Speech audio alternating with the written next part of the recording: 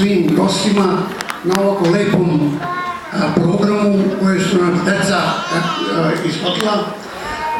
Nadam se da će se ovo nastavi kao i ono kad sam ja nekada vodio grupu i da se baština srpskog naroda i dalje održava, jer kroz tu baštinu deca naša održat će jezik i znaće odakle su im preci došli i znaće svoje ime i prezime i put Svetoslavlja. Dragi gosti, još jednom hvala svima na ovako lepom govoru, prijemu svih nas ovde živeli.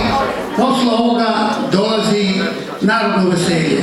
U isto vreme želeo bih da se zahvalim vođama grupe i Tromeđe i Dinare ili kako je Ravna Gora, Miri Simigić i Dušanu Buvaču.